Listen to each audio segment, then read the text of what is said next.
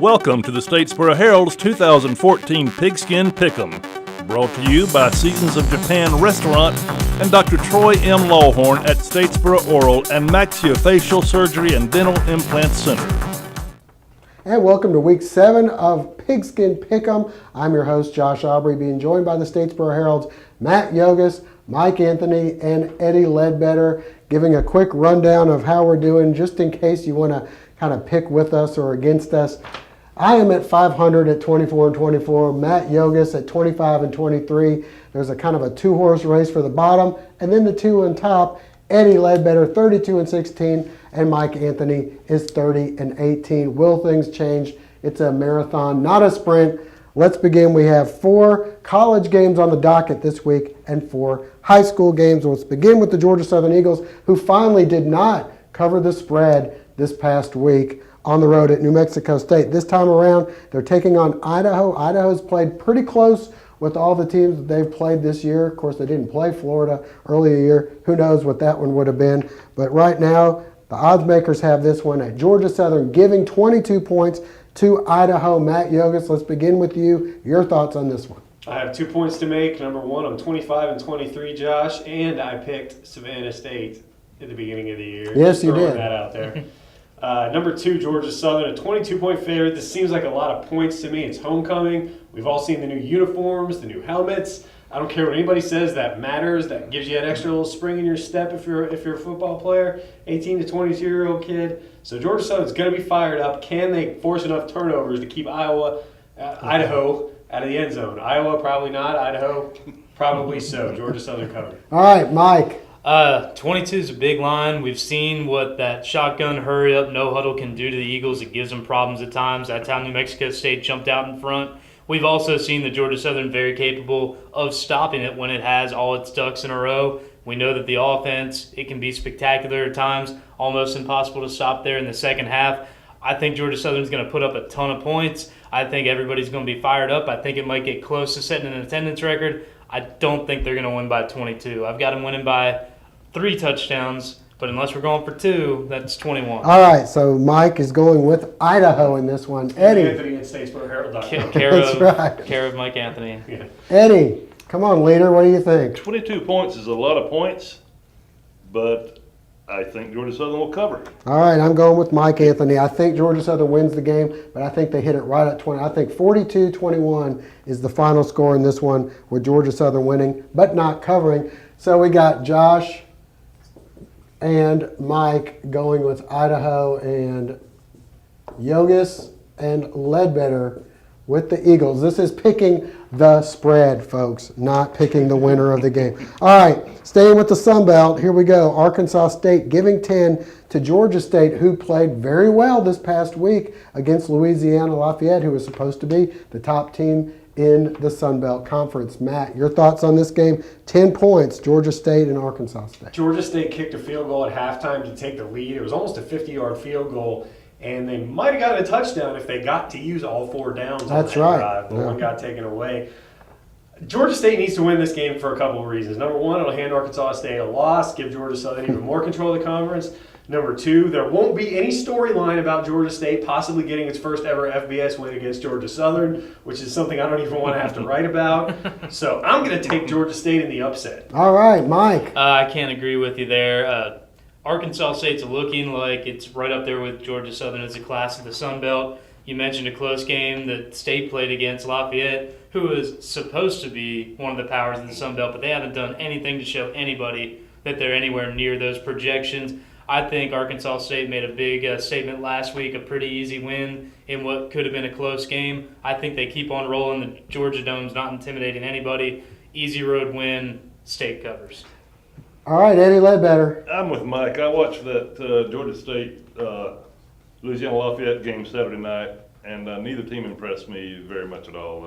I got to go with Arkansas State. All right, well, this one is in the Georgia Dome. Last time I was in the Georgia Dome, there was like 70,000 screaming girls in there for a One Direction concert. Don't ask me why I had to go, but my daughter couldn't go by herself, so we ended up there. I don't think that Georgia State will have that attendance the entire season if you add every one of their games, but in this one, I'm going to go with Matt and go with Georgia State. Somehow, us guys in the bottom got to stick together. Yeah. So I think most of these Sun Belt games have been fairly close. So I'm going with Georgia State. Yogus is going Georgia State. We got Mike with Arkansas State. Eddie, did you go with him? Arkansas State. I thought, just making sure. All right, we got the Georgia Bulldogs. They did not cover once again, 2 weeks in a row. The Bulldogs didn't cover, although they didn't really have much trouble beating Vanderbilt. This time around, they're going to Missouri, a team that beat them last year. An important game for Georgia if they want to keep their national playoff hopes alive and get in that Final Four at the end of the season. They're going to have to take care of Mizzou right now. They're a 3-point favorite going to Missouri. Matt Yogus, your thoughts on this one? Mizzou takes 8 defenders and spies Todd Gurley.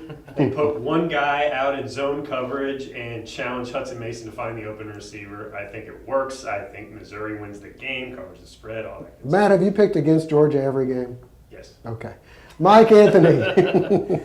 I think Yogus has it right. Everybody knows that Todd Gurley is great. Everybody knows he's probably a Heisman frontrunner right now. But what we haven't seen from Georgia is, can Hudson Mason win a game if he has to? They haven't played a whole lot of. They haven't been a whole lot of dogfights so far. I think this is going to be one. But this is going to be one. They're going up to Columbia, not an easy place to get a win. Matty Mock showed that he could beat Georgia last year when he came off the bench and started slinging touchdowns all over the place. I think he's going to find his groove. It's going to be whether or not Missouri can help out Matty Mock a little bit, whether Hudson Mason can help out Gurley a little bit. In the end, I think the home team takes it. Missouri wins this one. All right. Eddie, we got 2 Missouris. How about you? I'm going to go with Georgia in this one. I don't know why.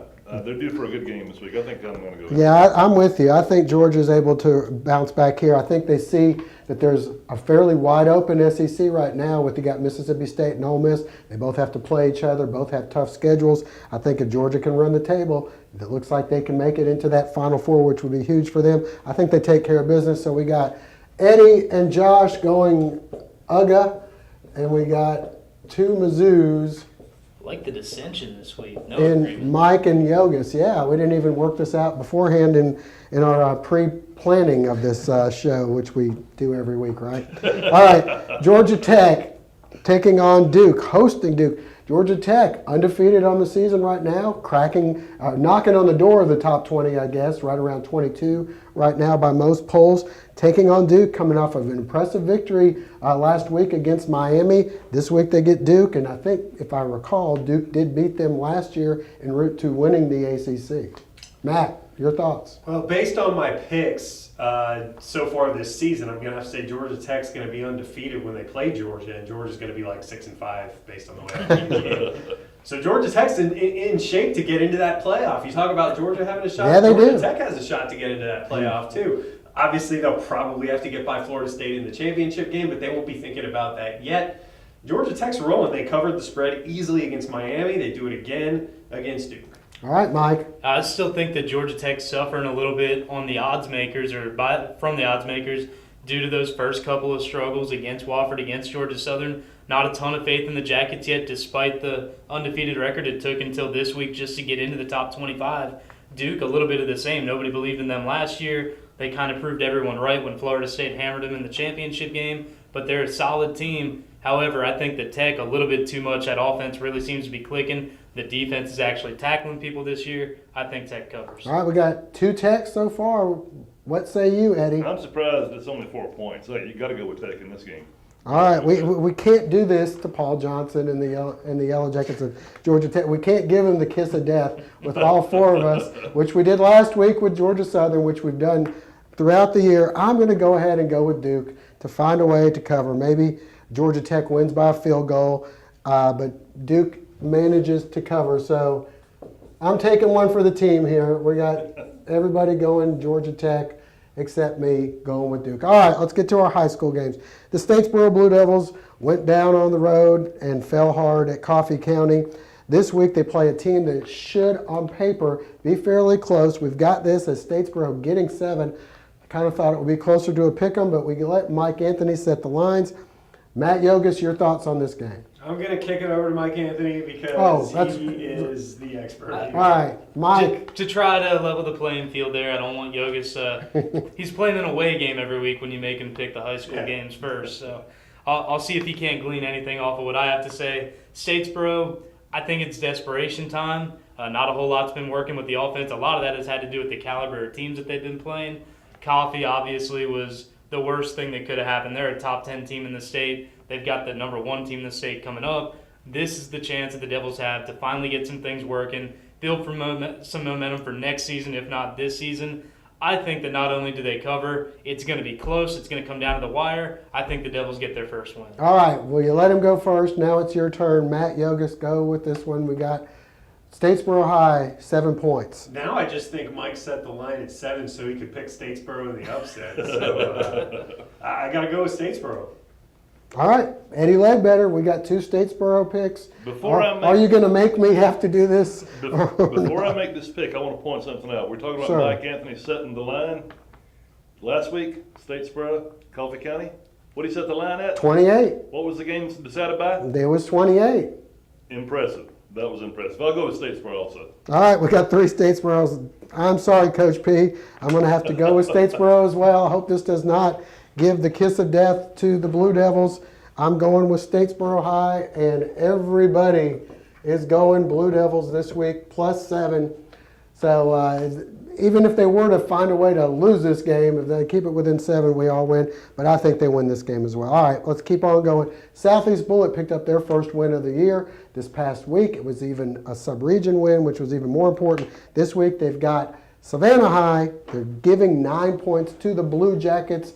What say you? We'll begin with Mike once again. Mike Anthony. Well, that record, that 1-4 record, doesn't come close to what SEB showed, at least not what they showed last week. This is a team that finally found itself, found its legs in the running game, took on a Beach team that's improved from last year and pretty much handled them. A little bit of a scare in the second half, but that game never really in doubt for the Jackets. Now they've got a Savannah team that they've beaten in each of the previous 2 seasons. Savannah struggling once again. And remember the name, everybody. Chase Walker. He's just a freshman. Don't adjust your TV sets. Don't adjust your computer screens when you watch it on Friday Night Live at StatesboroHerald.com this week.